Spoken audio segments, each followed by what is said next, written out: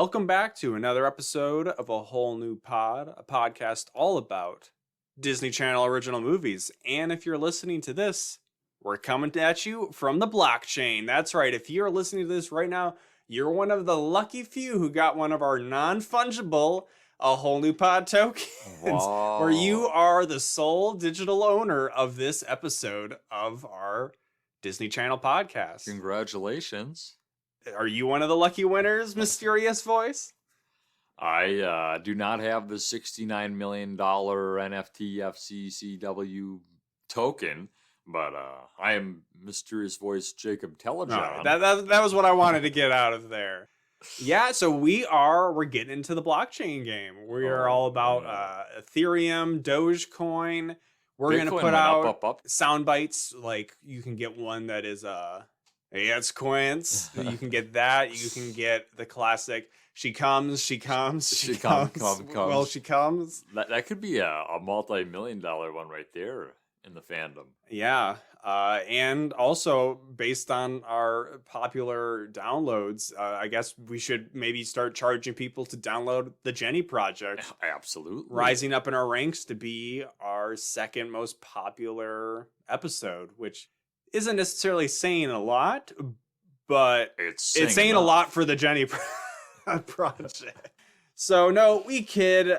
Crypto is stupid and also surprisingly very wasteful. It consumes a lot of energy. So it's not just the people who talk about it are annoying. They're also kind of just not doing great stuff for the environment and all of that. Did you hear about the 1,000-day project thing that sold for like $69 million or something or whatever it was? No. I think we should stop that now. We don't want to actually talk seriously about it. We're just clowning on it, and hopefully it'll blow over in a week, and nobody will be talking about the NFTs anymore. You can buy a little pixelated art for $500 million. You know, that's cool. I like owning stuff physically, but yeah, digital ownership I'm generally not a fan of. I'm a bit of a pushed up my glasses, a pirate. Don't tell the DMCA about me. But it's fitting that we talk about this cutting edge technology on this episode, our 50th episode, by the way. Which, Jacob, did you ever think we'd make it to 50 episodes? I wasn't sure. It's actually easier for Jacob, probably, because as the person who edits these episodes, there was definitely a while where I'm like, I'm done. Yeah, I didn't see us making it to 50, but I think we have actually been on a roll for a while where we're in a good groove. I think we're going on a few months now without any missed weeks. We've been sticking to the every other week schedule. And it shows our downloads are up, on our views on YouTube are up. We just hit 100,000 on YouTube. And everybody loves us there. Yeah. So many likes and dislikes. Yeah, so you got to go like them all if you haven't already. So I think I kicked around some ideas where I don't want to necessarily be like, I need a break, but I think we might have a special episode coming up where we maybe will take a break from just take a single break. We might have we've watched 50 of these movies and maybe we've learned some things and maybe we'll have some stuff to discuss about them in the not too distant future. But now, speaking of the quite distant future, the year is 2054. Yes. So actually not that distant. I hope to still be alive. Well, maybe we will probably be alive, whether we're happy about being alive in 2054. We can only tell. We'll be 50. No. I didn't do that right. We'd be about, I believe, 60, 61. 60, that's what it was. In 2054, everything is crypto, including Zenon. And this movie takes after the Mighty Ducks naming convention where I think it's called Zenon :Z3, or it might just be called Z3, but it is the final chapter in the trilogy that I don't know if it was ever set up to be a trilogy, but this is the last one we've gotten for a while. I don't know, maybe they're rebooting under wraps. Maybe they do some kind of Girl Meets World kind of Zenon's children sort of thing. But I don't think I'd necessarily be clamoring for that anyways. But what if they used all the same actors and actresses? What if Zenon Caw came back and made a reappearance? I mean, they've already not been able to do that at all of their movies. Oh, like We'll get to that about this one. Yeah. So this movie kind of just starts off with a bang because we get introduced to a guy. I don't know if he's supposed to be kind of a business entrepreneur or he's like a Ryan Seacrest type, but his name reminded me of Snow or whatever, maybe Snow from Hunger Games. Not Snow, but the flamboyant, crazy host guy, interviewer in the Hunger Games. His name is, I think, Pat Numba or Pat Lumba, or I don't know, but he is kicking off the 2054 Ultimate Teen Supreme Contest. Was it Space Stock? Or no? Moonstock. Moonstock, that's what it was. So it'll happen on the moon, and we're seeing signs of Moonstock, but it is currently on a beach on Earth. Yes. Correct. So already I'm like, what you? is happening here? Yeah. Then we see, I think we still see this person before we see Zenon. We see everybody's favorite Zenon character, Margie, the rich girl from the first movie who dumbfoundingly ended up being one of the only characters to appear in all of the Zenon movies. There's 4 of them, and we can mention them now.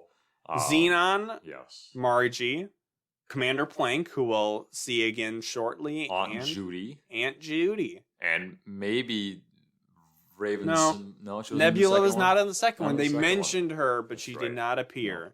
So Margie is talking to someone named Cassie, who talks about how her and Zenon are best friends, but as far as we remember, she has not been in any of the other movies. No. And it was almost one of those things, because we do see Raven as Nebula, but she exists solely on a green screen beach, video calling into Zenon. Presumably she filmed all of those scenes, which I think there are 3 with her. Yes. In about 30 minutes.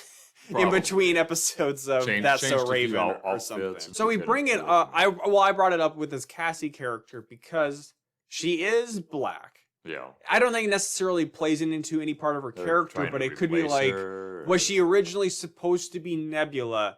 They couldn't get Raven for enough of the shooting, so then they just had Raven video call in and then kept the Raven stuff for this girl who's like, we're best friends. That's what I was thinking too.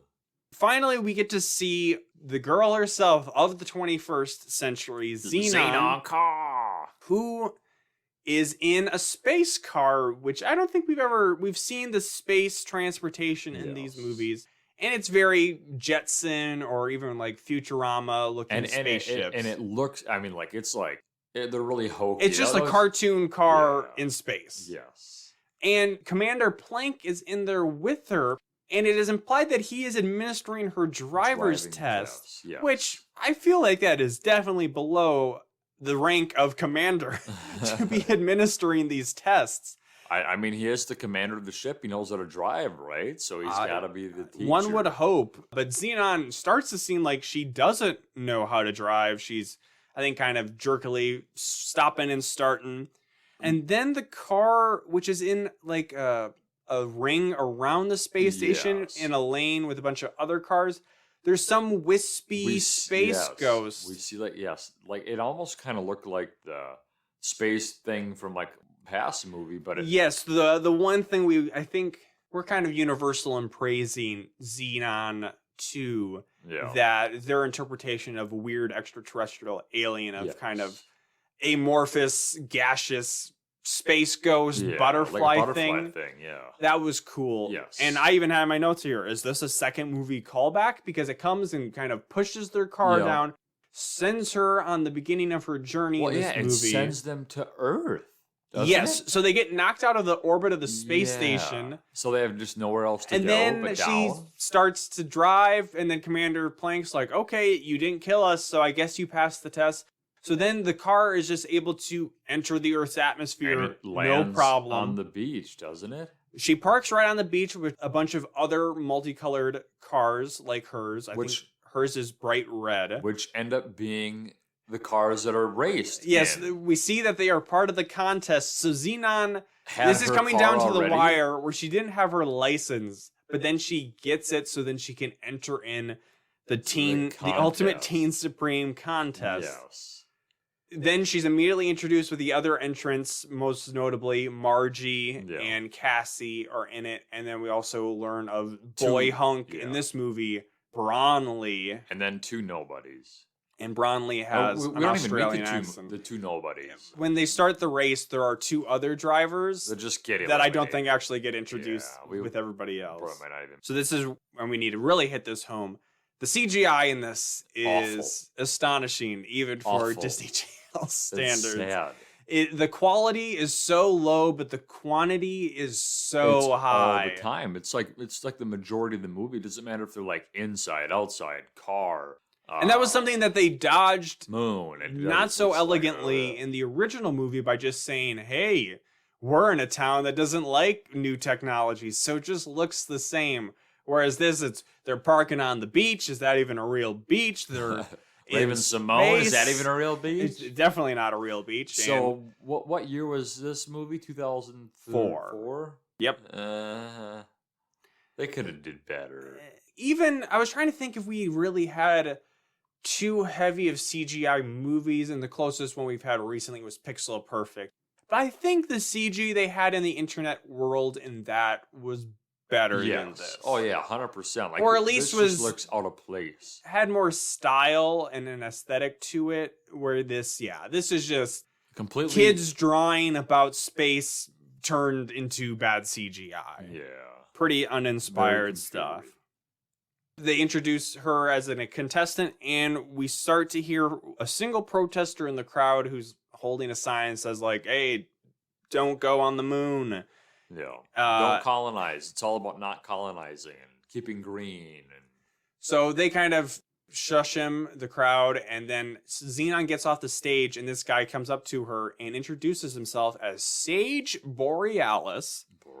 So very, I wouldn't say good, but very on-brand name for the Zenon franchise. Yes. Which also, the slang in this, I don't know if it's just, we haven't seen the others for a I don't while, think we got but a Zetus Lapidus at we all. got one. We got one. But it wasn't from Zenon. Oh my gosh. But yeah, it's just, there's so much, and it's so dumb, and it was always dumb, but they feel the need, I think, to like introduce new ones. So one that showed up a few times was people just say fully, Yeah. but like that's something people can say, like, I'm Yes. fully on board, but I fully intended to call you. I think that's even something Zenon basically says, and it's like, that's not even slang, that's just something people say. There were just too many Xenon languages. And I'm like, actually phrases. having like deja vu to Wait, our second episode, or I think we had a conversation just like this, maybe about the slang, or Yeah.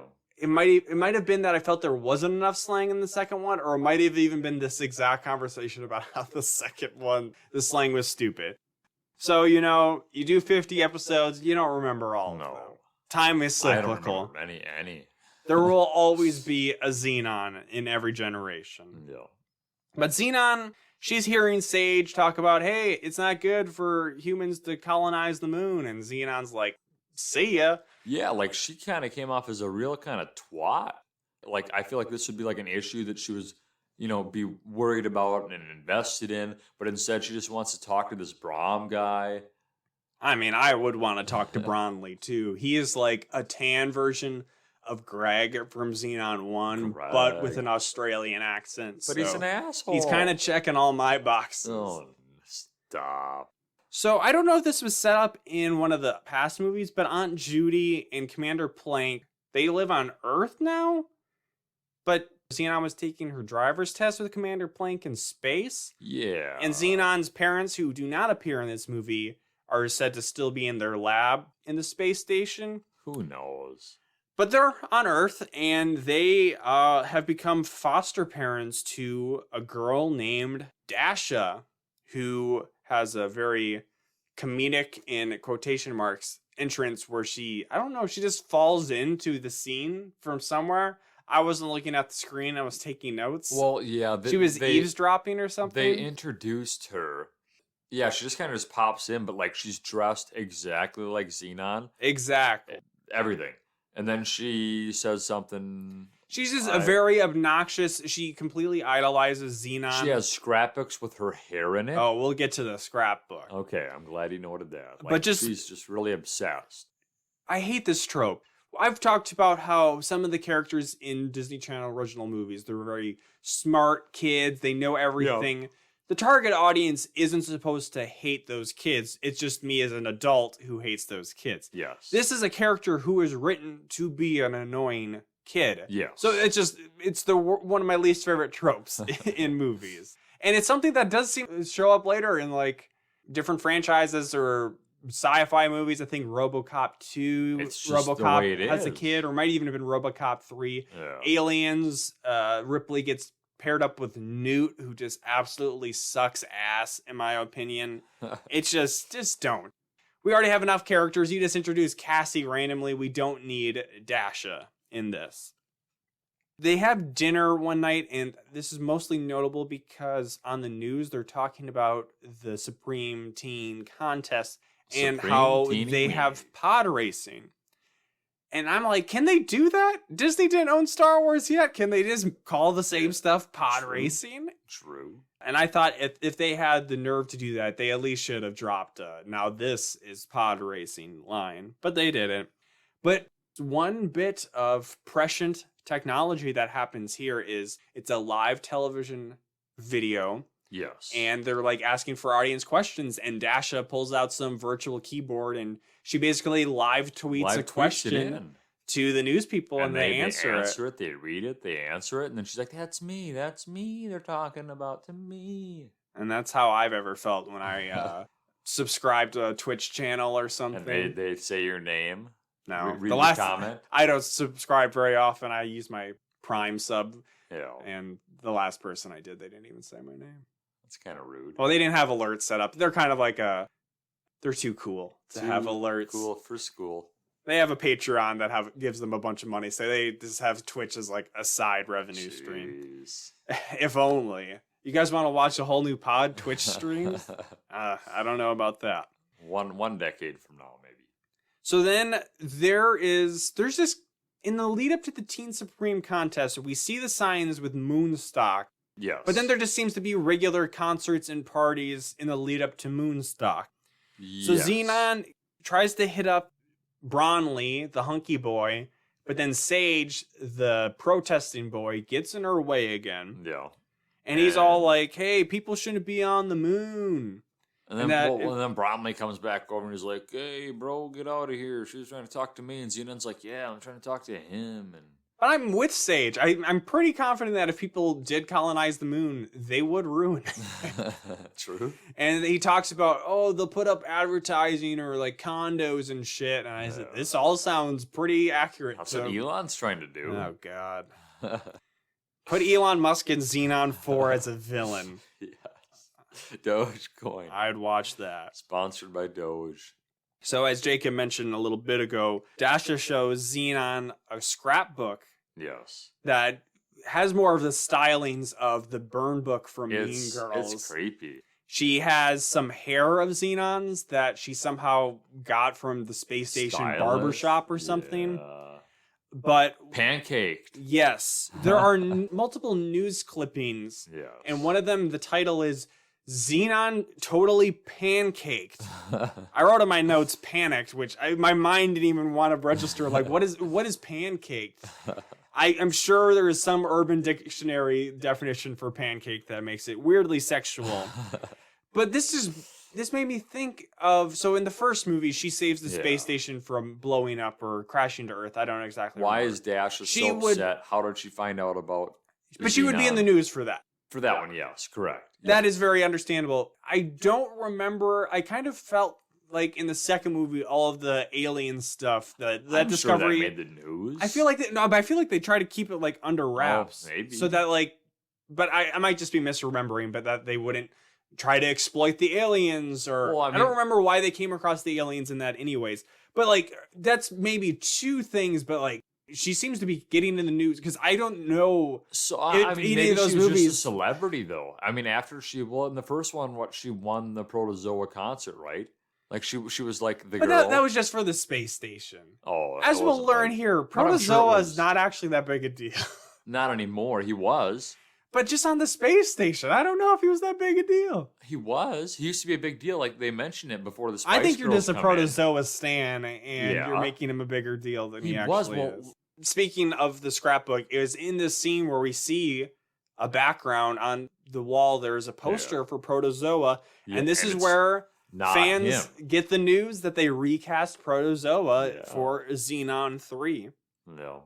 And we immediately get a cutaway to Protozoa's house because out in the woods. Why, if they weren't going to have the original Protozoa, why do you even need Protozoa make him a big deal? In this? Yeah. I've never been on the Protozoa train, as we just were talking about. I don't know. I would just imagine they needed his bus, obviously, later on.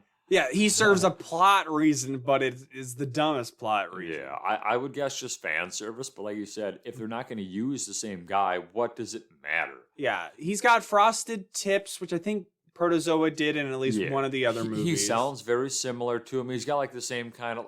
Which he talks the makes same me way. wonder, probably the original Protozoa wasn't even British or whatever he's supposed to be, so accent. It's easy for them to both sound exactly the same. I thought he was a fine fill-in. Like he gives off the same vibe. He looks over the hill, though, for a boy star.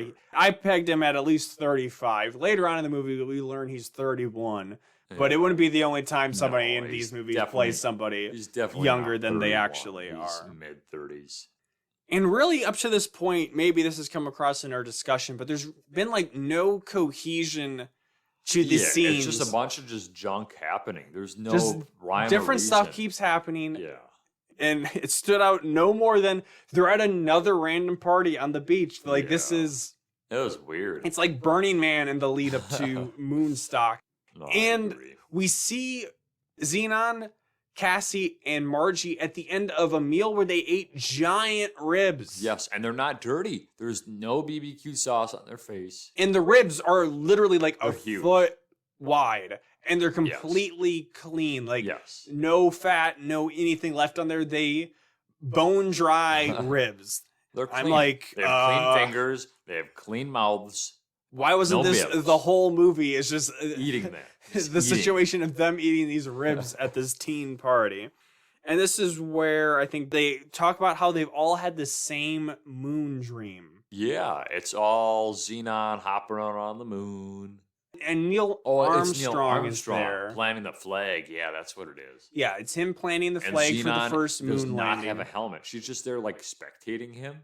And in this first discussion, it's not made clear, but later on, it seems to be, it's stated that the other girls had the same dream as Zenon, including that the girl was Zenon. It wasn't like each of them on the moon, it was Zenon on the moon. Yeah, they're dreaming about Zenon. So then I was like, wait, is Zenon dreaming in the third person? That she's seeing herself on the moon and not seeing from her point of view? I never put two and two together why the girls had the dream. I don't think it had a purpose. It was just kind of a cool thing. Yeah. There's kind of a payoff, but it's a payoff in a way that you can kind of just hand wave a lot of stuff that happens in this movie. Yeah.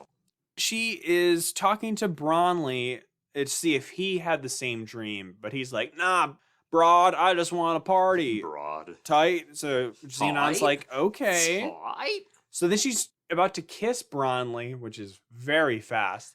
And then Dasha appears out of nowhere and says, Zetus Lapidus. Okay. So we got it. But from Dasha, which... No. I'm not a big Zenon fan, but I'm, definitely not. If somebody's going to say it, it's got to be Zenon. Oh, but then she follows it up with saying, hey, if you want to kiss him so bad, just go ahead and do it. And it's like she was just about to do it and you interrupted her. It was pretty clear. They were less than an inch apart for locking lips. What's weird, though, about this, kissing thing, there was no really, lead up. I guess they're just physically attracted to one another. He hates her. He wants to just, eliminate her. And, she hates him, yet. too. Maybe he's trying to get in her head. But Bronley is hot, Jacob. I'm sorry if that makes you feel uncomfortable, but he's hot. He's in a attractive young. Not everybody needs to go male. through all the stages of courtship. Sometimes you just want to kiss Bronley. I guess. Back at Aunt Plank's, well, maybe, Aunt Judy and Commander Plank's house, which I guess Zenon's just staying at, and it's close enough to the beach where the party is that everybody can just go to and from there, no problem. Dasha included. There's some step-family drama where it's classic misunderstanding where Dasha overhears Plank and Judy having a conversation. It's like, she snuck out, or because she got in trouble for sneaking out, Dasha. Yeah, snuck out, that she's ruining our lives. Oh, her big brown eyes. And Dasha's already... Well, she heard the brown eyes comment, but Dasha doesn't have brown eyes. We see what they're really talking about, it's a puppy that chewed Plank's slippers. So they're like, I don't know if we can keep her. It's like a 1-day-old puppy that totally annihilated these shoes. Yeah, it is. It looks about to be the youngest puppy you could adopt possible. Yeah. So, oh no, now Dasha's sad. I don't care. So what is she gonna do? Well, we don't know We'll quite yet out. because it's time. It's time for the big race. The big race. It's the big day for the big race, and they start off from the beach where Zenon had previously parked her car. Yeah. So they need to race to Moonstock. All of the other fans, they're just taking like a space bus there. Yes. But the rules are very unclear. You have to go through little... They say you just need to go to buoys? Moonstock, but then it's, you missed a buoy or a gate. You got to go back. So stuff happens. They're like cutting each other off, but the CG ships look like bad bumper cars. Yeah, and some people miss some of the bumpers. You have to go back. Zenon's friend gets off track. Cassie just starts to like nosedive in space. And then Zenon goes after her. But so I don't even know how she saves her. She just like flies by her. Yeah. And then we don't even see Cassie finish, but apparently she finished in third place. Finished third. So when she went to save her, though, they got really far behind. So we see Bromley takes second. Margie takes first. And then these two other like nobodies. We didn't even see them. Yeah, Jason and Bobby. We never see them. Who we only hear their names after we see their faces in their spaceships, and they get attacked by the Space Ghost. Yes, they were about to finish fourth, but their cars just die. Their space cars just drop out of midair, and they die. And we see one of them at the end of the movie, but we don't see the other one. And that's why this whole like space race, the rules are nebulous. Yeah, nebulous. Exactly. Oh, no. We don't even see everybody finish, but then when Zenon pulls in, she has to pull into the fourth place gate. And it's, who was third place? We didn't see. Already off to a very exciting start. And there may be a bigger Zenon. But yes. We mentioned the part where Zenon's with the mist, the alien mist, or whatever. No, we said that Jason and Bobby get attacked by the space ghost. Yeah. I don't know what else you want. Well, didn't it do something to Zenon's car too, or maybe not? Well, she sees it take out them. It takes out the rest of the competition, and then she gets fourth place. And I could have swore they said you have to make it into third place to qualify for the next thing. Oh, that doesn't matter. But then they're like so moved by Zenon saving her friend that they let her get in. I don't know. Why have 4 spots though? 4 stalls. Yeah, because if you don't make it in the 4 stalls, you just are stranded in space. Screwed. You can't stranded, come out. Yeah. And I'm not a Zenon fan. Maybe you're a bigger Zenon fan than me, but who really came into Zenon 3 and was like, I want to see her do a space race? Yeah, it was just weird. Reading the plot synopsis, I said, okay, Teen Supreme contest, maybe a beauty contest kind of thing. I understand. That fits Zenon. Yeah. And then they start talking about a race, and I say, what? We get into some wacky races How kind of many thing? events even were there? There were like 2 or 3. We never saw the finale. It seemed, if it ran... All there were 2 events. There was a little race and they climb a wall. It didn't finish, so if it had ran ideally, it would have been 3 events. Yeah. The first one was by far the most exciting. The second was boring. But they could have, if they made it like the whole movie, if they turned it into Red Line, the amazing anime film Red Line. Why wasn't it just a bunch of events? It could have been really good. It could have been Ninja Warrior, but with Zenon. But nope. It could have been better. We got Z3. And speaking of the most Z3, Dasha is inside Zenon's pod. She snuck on as a stowaway. And we found that out before she finishes the race. Because she makes Zenon do like a flip in the air and Oh, yeah. loop-de-loops and stuff. So Zenon immediately clears up the confusion that Dasha had, where she says, "Oh, they don't want me as their daughter. Oh no, they were talking about the puppy. Because Let me of the call big brown them." eyes. But then she can't call them because of Internet. space interference. Well, and then so this is the same time there's a bunch of snow happening and weird weather events too. Yeah, at some point when they're walking around the space station, Zenon sees a bunch of different news feeds of, oh, it's raining. Oh, it's snowing. She talks to cows are floating in the for air. half an hour. And she talks to Raven, or talks to Nebula, and it's like snowing on the beach. Yeah. And we also see Commander Plank and Judy. It's like raining because he's looking for Dasha. Which, I know the moon affects the tides, but I don't think the tides can affect that much of the weather. Everything. Or make cows float. But hey, I'm no Neil deGrasse Tyson. She can do it all, space goddess Cyndi Lauper. We also get a very long establishing shot where the crowd from the space bus, all the teen fans, they show up and they're streaming into the moon station.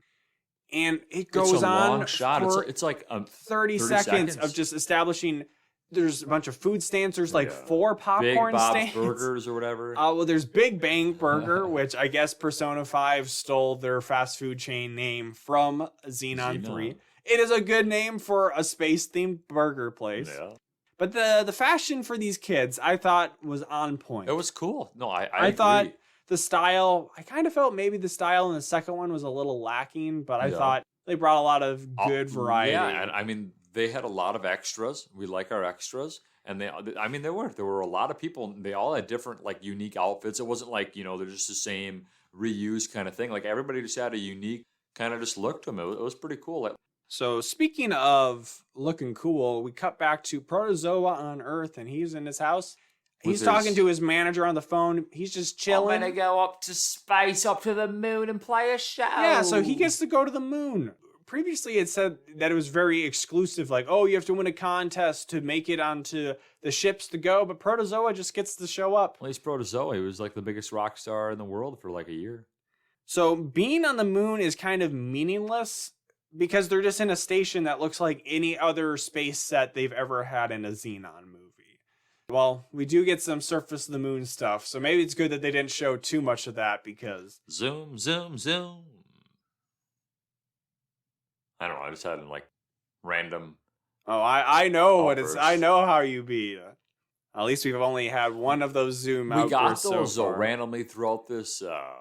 You'd hear his music in the background. I don't think we did. I think 100%. I When he got you're there, losing your when he mind. got there, remember? Well, that's not the same thing at all. You're implying that they're like eating a Big Bang Burger and they're playing Protozoa, and I'm saying no, that didn't We happen. heard multiple Protozoa songs throughout the movie, though. Yes, we heard all 2 of his songs. Well, 3, he had the new one. Well, yeah, but that was a duet. Well, no. So Well, then he Sage sang has 4. made it to the moon too. Everybody's on the moon. Yes. Because he was a stowaway on the fan ship. He pulls down this big curtain that's just a moon with is crossed out, being like, "Hey, don't go here." And how did he get that set up? It's a good How question. did he get it on the ship with him? But security grabs him, and then Zenon decides that she likes him now and says, "Hey, he's Yes. making some good points. Leave him Yes. alone." But my favorite part of this, there was some random girl in the audience who stood up and says, "I agree. Leave him alone." But then they take him off somewhere anyways. He kind of disappears and Random. doesn't do a lot to the point where it almost is like, wait, is he evil? Are they going to pull the modern Disney Pixar twist where the clearly good person actually turns out to be the villain in the end? Yeah. But nope. They do kind of swerve on us in some other ways, though. Then Zenon has another dream, but in this one, we see the moon goddess. She appears as a giant lady on the moon. It's a different girl than what we see later, isn't it? Yes. Yeah. No, it's completely different. Yeah. This is like a 40-year-old Yeah. giantess. So it's how she would imagine the moon goddess is. And then she grabs an astronaut's helmet and she lifts it off. Oh my gosh, it's Zenon underneath. She can't breathe though, right? Or can she breathe here? Well, that's a dream. So she wakes up and she's like, Well, oh my God. She wakes up and she's struggling to breathe, but so is every other girl in the room because they're all having the same dream again. But then again, they say, oh, we all saw you, Zenon. So Yes. it doesn't make sense. They're all in weird space bunk beds. Yeah. And they say, well, this clearly means that Selena, And why were the there moon 4 goddess. beds? Why are there 4 beds? They just planned on Dasher to be there? No, it's just Was Bromley supposed to stay in that room with them? They probably just would have gotten some random girl. I guess. Of all things on Zenon 3, that's the These are least the things that to I'm call worried out. about. I'm worried. So they say, Selena, the moon goddess, she's calling you out. Yes. Plank gets in contact with Zenon eventually. She says, oh, Dash is here. But who cares because Protozoa's here. Zoom, zoom, zoom. But actually, nobody cares that Protozoa's there. Because he's a nobody now. But you know who's not a nobody? Cosmic Blush. Cosmic Blush. The hottest female singer of 2054. Spice Girls. So Protozoa was allowed to come to the moon, but then we see him talking to the host guy, and he's like, hey, let me play. And he's like, I don't know, Protozoa, you're not too hot anymore. Why was he allowed on the moon if he wasn't even supposed to play? Well, yeah, that's what I was wondering. Like, why? What is this security agent? like? Yeah, who is this agent, and why did his agent say, "Oh, yeah, you're going to be a big deal up there"? The kids do not like him. But then Zenon sees in the host's office Sage maybe tied up. Yeah, I don't think he was tied up. So then the host is like, "Oh, I want to end this conversation. Sure, Protozoa, you can play." Yeah. So then he does. But only Zenon and her friends are dancing, and the rest of the crowd just does not like him at all. They're bored. They're tired. They're like. So he plays half of The Galaxy Is Ours or something, which is from the second movie. And then you see the space cadets peek out. Yeah, he's basically just the warm-up act for Cosmic Blush, and then she kicks him off the stage. Cheering. And Protozoa is really sad. Like, you can tell he's just hurt. He misses the fame. I mean, he's over the hill. He misses teenage girls screaming for him. At least he still has Zenon. That's all he has. It's kind of all he's ever had. And ice cream. Part of the major plot of Zenon 2 was him feeling over the hill and disconnected from his music and living a reclusive lifestyle in the jungle. Yeah. So I don't know if Protozoa has ever really had it since that first movie. He used to be a big deal, though. Now he's not. He's a nobody. You know who else gets to go to the moon? Everybody gets to go to the moon. Everybody. Plank and Judy are on their way to the moon. Yeah. So it's weird because it starts snowing in space. Well, yeah, that's weird. That too. But like the whole thing about who's the green guy that wants to save it? Sage Borealis. Sage wants to save the moon from getting colonized, but if just Aunt Judy and Commander Plank can go there whenever they want, what stopped people from going there before? That is a good question, because they're just using probably pretty consumer grade space car, and they're allowed to fly to the moon. Sense. Who knows? It just don't make sense. Just don't make sense. So the evil host guy starts to conspire to help Bronley win. So the next event is a rock climbing contest. So does Bromley know that? Bromley's never told that he's going to be... the host is just like, hey, I want you to win. And then we see the host pull up a ladder to the climbing wall, and he takes one handhold of Zenon's, and unscrews it, and then moves it higher up. A foot up. So we see the 4 climbing walls front on, and you can clearly see that one is not identical to the others, but nobody else notices this until they're starting to climb. Correct. So the climbing contest happens. Actually, before they do that, Cassie, who, again, has been introduced into this movie, has a really funny moment where she says, I don't really care who wins, because no matter what, our friendship is forever. Yes. And Margie and Zenon both are like, yeah, okay. Because Cassie's like, right? We're friends forever. And they kind of blow her off. And it's like, yeah. Who are you? You haven't been friends forever. You're just new to this movie. Who are you? So then Zenon, while she's climbing, the contest starts. Oh, no, I can't reach the thing. But then she gets a magic reach all of a sudden. So the ghost just lifts her arm up, but it's like her arm is only so long. It would have had to have stretched like a foot. Yeah, had to do a Michael Jordan in Space Jam thing. Like the announcer's obviously like talking about, oh, Zenon's stuck here. He's the one that obviously tried to make her lose, so he's like reacting in a way like, what the hell? This isn't supposed to happen. Yeah, and the way it works is they go up, retrieve like a disc from the top of the wall. A ring. Then they have to climb back down. and then put it on top of a ball. And Zenon gets second. So yeah, Bromley. Bronley and Zenon make it to the final round, but Bronley goes to the host and accuses Zenon of cheating because he saw the space ghost helping her. Yeah. And Margie and Cassie get mad because she was cheating. Yeah. Even though they had dreams about Selena, the moon goddess, blessing Zenon and calling her out. But they're like, hey, where's my moon goddess? Exactly. Zenon then learns from Sage, because her and Dasha go and find Sage, because Dasha believes Zenon was helped by the moon goddess. Yeah.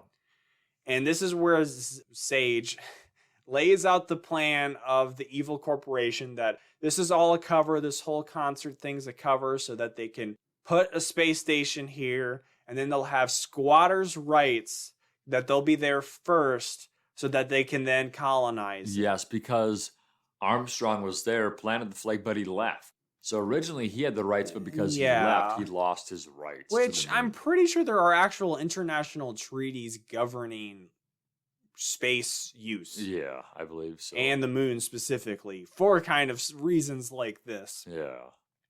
But then Zenon is like, oh, Neil Armstrong, his shuttle landed here. So I thought, for whatever reason, I thought her plan was going to be, we're going to go find his space shuttle to show that he was here first and his debris is still here, so that he had eminent domain to control it.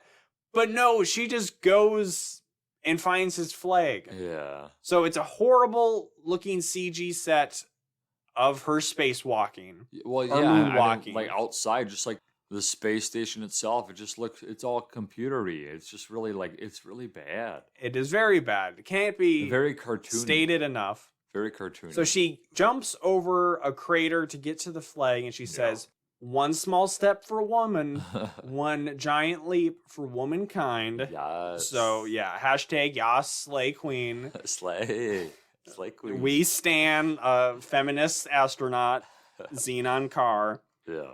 Then she's there, and she's like, what the fuck am I doing here? She's just talking to herself. She's like, don't make me look silly talking to space. Come on, moon goddess. And then it's like, oh, I'm Cindy Lauper. Girls just want to have fun. Yeah, and Jacob pulled out the comparison that she very much looks like Cyndi Lauper. We get a bluish hologram spectral ghost lady. British looking, like, hair crazy. Who's just sassy and fucking pissed off.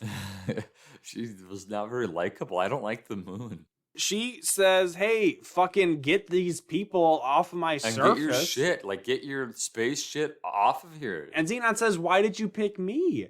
And she says, you're a girl who can get stuff done. And I say, like, yeah, bitch, go off, go off. We stand Zenon. The moon goddess actually there's kind of two villains. She's, like, threatening. There's the evil host who wants to develop the moon. And then there's the moon goddess who says, if you don't get people off the moon, do some crazy freaking... I'm going to use my moon powers on them. Come at me. You can't stop this bitch. 100%. And it kind of undercuts the message. I mean, they still kind of try to go with, like, don't colonize the moon. But it's so...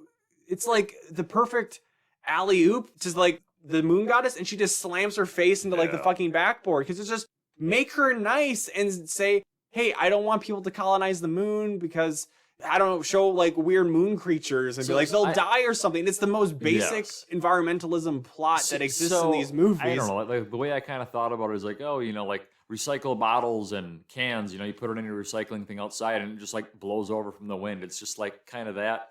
Yeah, that's what I kind of got out of it. Why is she so...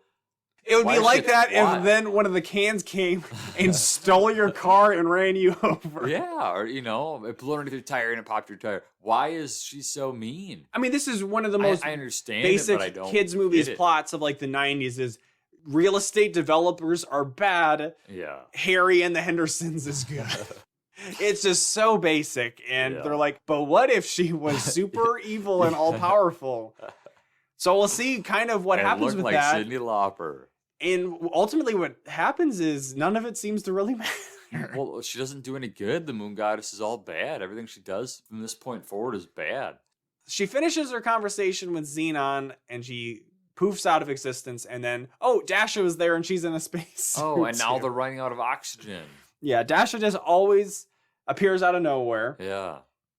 And then Aunt Judy and Plank crash land on the moon. Which now I'm just remembering what happens later on in the movie. That had no purpose at all. No. They crash land on the moon. And then And what? we'll see what happens at the end of the movie. What happens after the crash? Why do we need to know they crashed? Did they crash? Exactly. Did they crash because they were in the snowstorm? No, there was no more snow. They just crashed. crashed on the moon. Oh boy. So Zenon and Dasha, they're making their way back to the moon station. Yes. Their oxygen is running out, and they get to the station's airlock, and they can't get in because Dasha fucked something up. She overrode the safety locks or something. So they're passing out. I'm passing out. But then they get let back in, and who's this mysterious spaceman that rescued them? Sage. Oh, it's Sage Abercrombie. Borealis. And now Zenon is randomly going to be like, hey, you know what? I like you. I love you. So they explain to Sage that the moon goddess is going to kill everybody.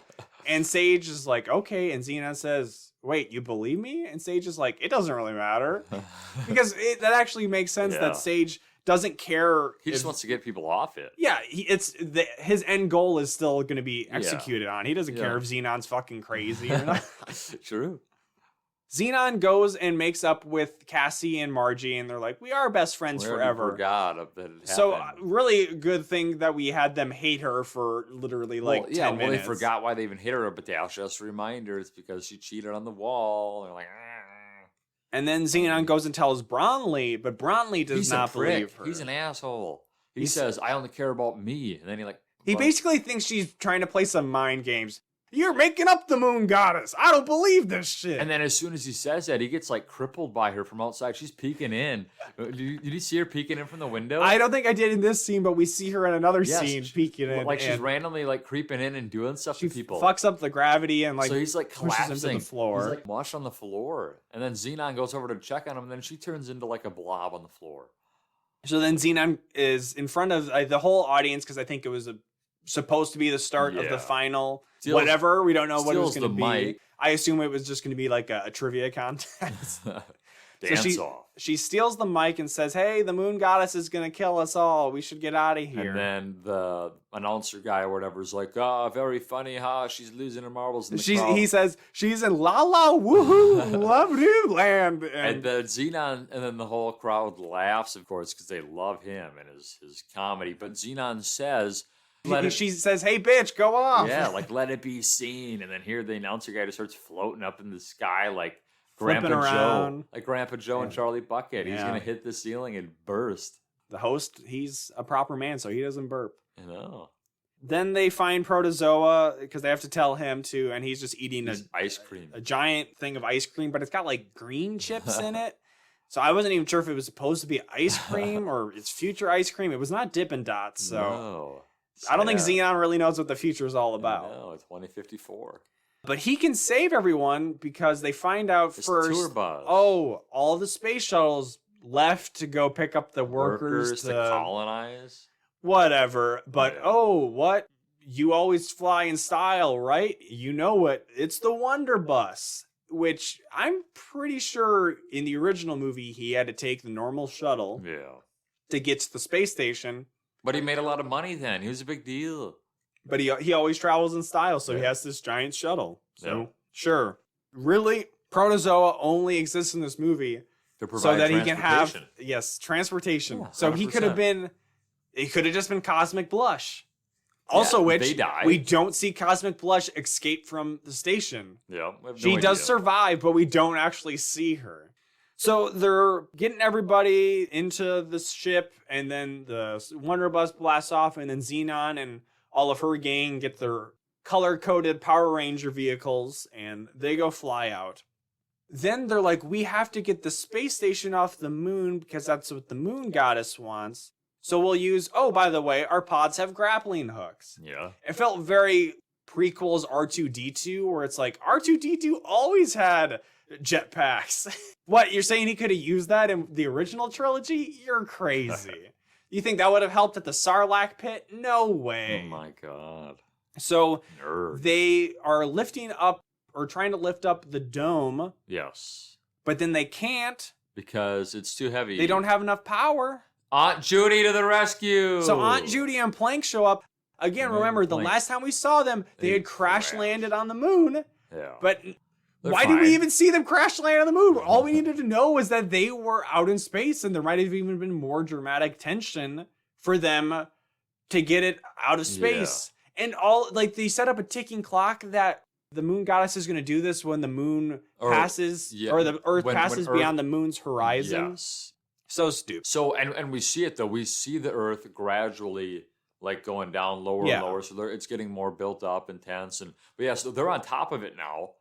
They lift the dome, which is literally just a dome. There's nothing in it. It's just the dome. It's not like all the wings. They're not getting the whole station. No. They leave that behind. So, and it makes no sense. They lift the dome, and as soon as they do that, Cyndi Lauper starts twirling her finger, and it like turns into like a vortex. And as somebody who's currently playing Final Fantasy VII, the original again, it looks like the northern crater in that, where there's wispy blue energy. Yeah. And that was a game that came out on the PS1 in 1997. So that is the level of CG graphics we're operating in a television movie in 2004. And she just like eats everything. She consumes it.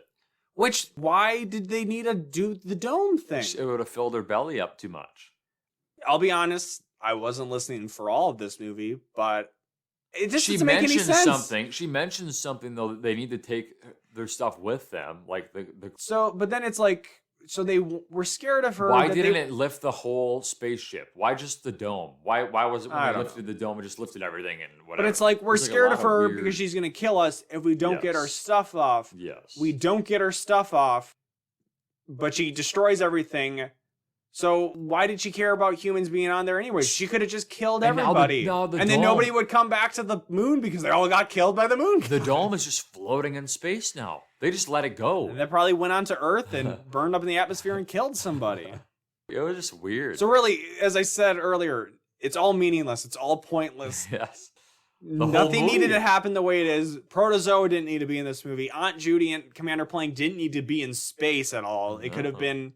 They just could have lifted up the dome. They didn't need to provide, oh no, our grappling hooks we just existed in this movie couldn't do all the work. Dasha never saves the world. Why did they need Dasha? Why did they need Zenon Z3? They did it. And then, I don't exactly remember how Zenon 2 ended, but I'm guessing it ended like this, or at least the first movie literally ends in the exact same way, where we go to a party on Earth. Yes. And Judy and Plank and Dasha and the puppy all make up. Yes. And then Margie hooks up with Bronley. Yeah. And that was really not set up, besides that Margie thought he was hot. Which is like Avi. He's Bronley. So this is all happening in classic Zenon 1 fashion. We get the resolution of multiple character arcs during a song. Yes. Which starts out with Cosmic Blush. Yes. But then is joined in by... the man, the myth, maybe? The microscopic organism himself, Protozoa. He comes out and he's playing the guitar, which I don't know if he played the guitar in any of the other movies. I can't remember either. But they're singing a song called Out of This World, I'm pretty sure. We didn't give it the respect or the listen that it deserved. I didn't like it very much. I was too busy singing Protozoa songs. Protozoa's music in the first two movies was bad, but it was fun. It had a futuristic quality to it. Yeah. Where this just felt like a pop song from Disney Channel in 2004. Yeah. So I'm not going to put it at the end of this episode, but they also play like the whole song. Yeah, it's like 3 minutes and they're all singing and they're all dancing. It's the full runtime and it keeps going. Yeah.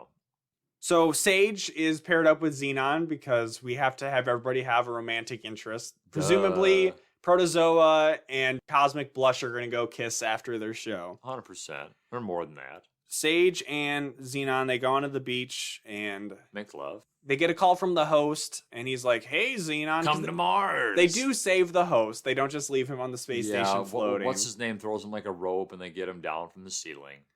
And then he says, yeah, I'm going to start a colony on Mars. You want to fucking sing a song up there? And she says, have you ever heard of the God of War?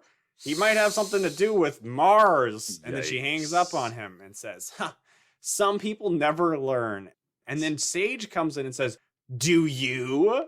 And I was like, whoa, where's this aggression coming from?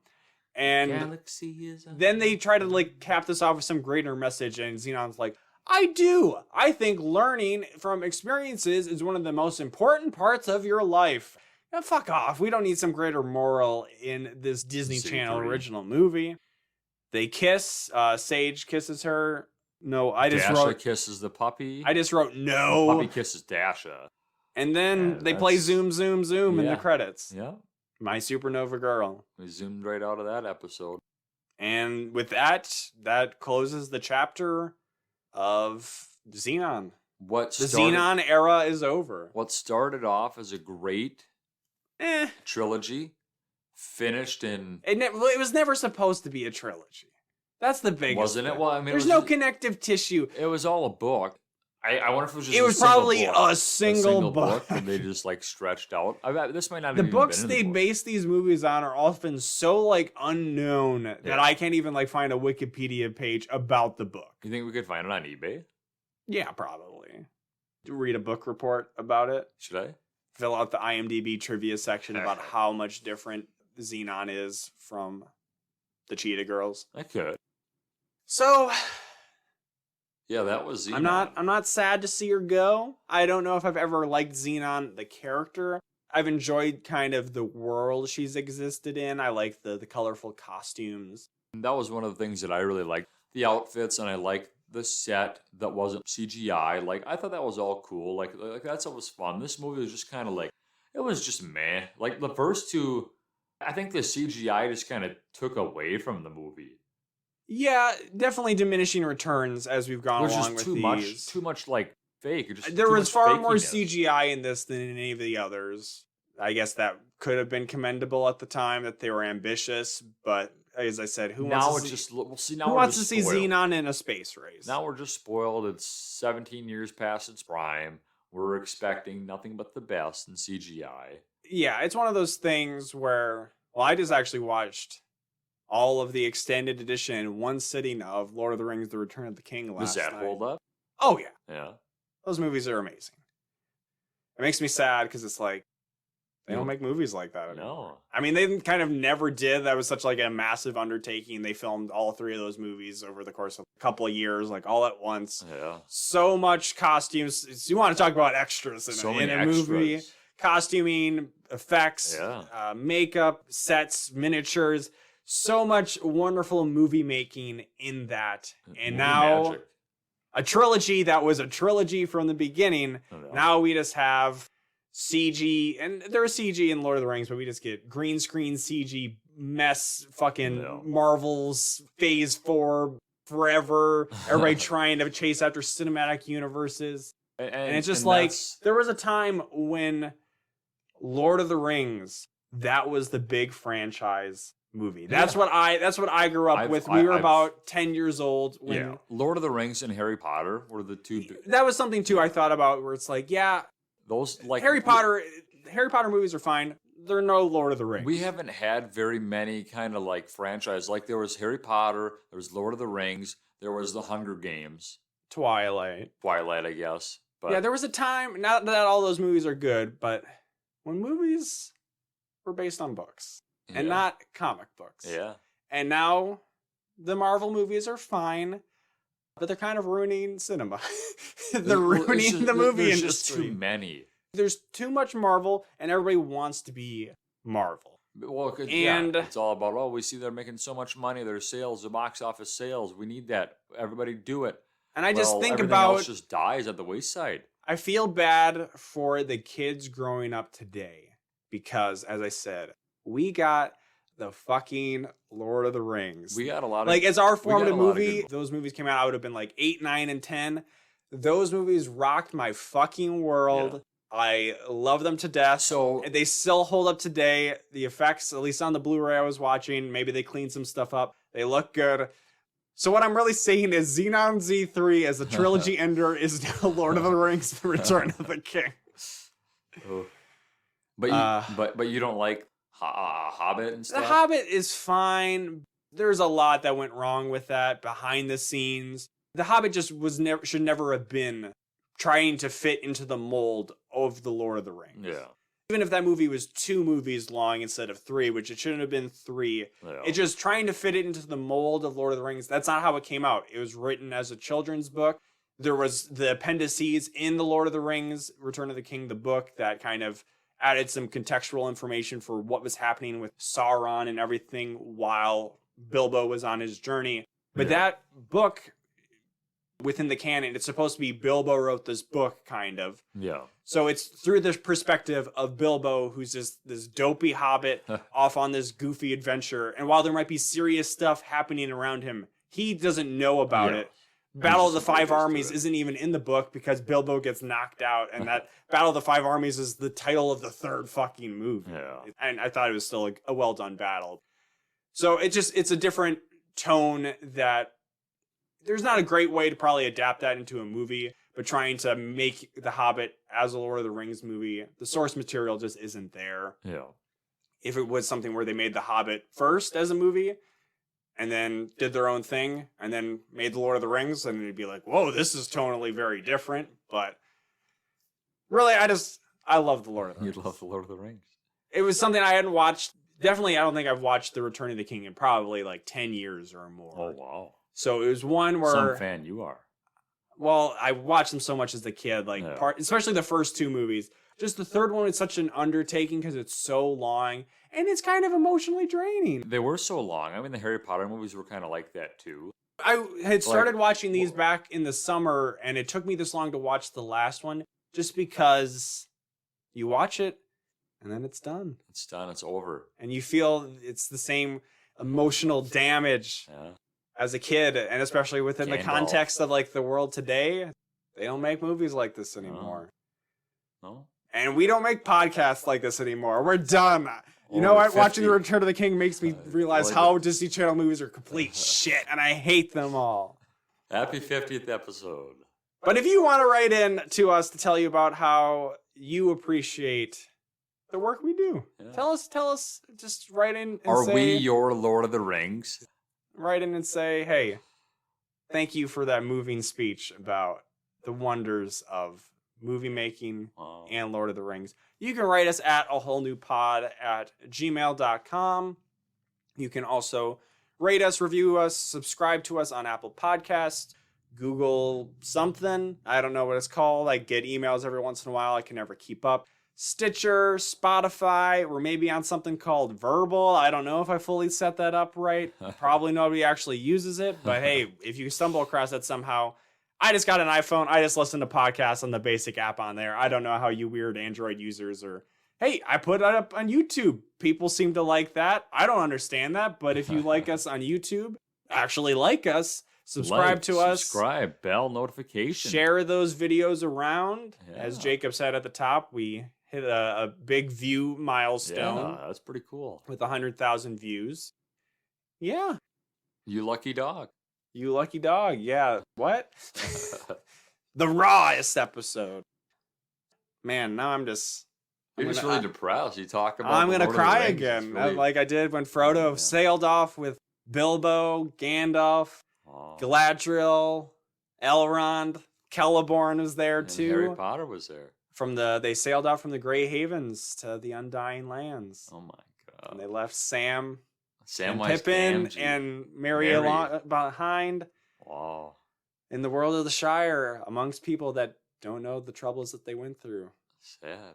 And the world they've seen that they can never quite return back to the way it was. Oh, Jesus Christ. I'll be good to everybody out there. Yeah. Love your parents.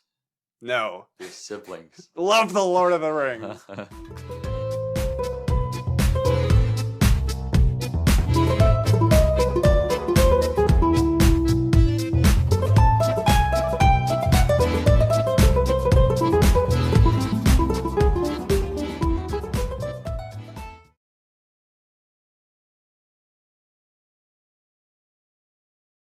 Okay, so all of this that was bad, that everybody said, oh no, we can't invest in that, the government invested in, and now this is full of cancer. If all of those had cancer, this now has it.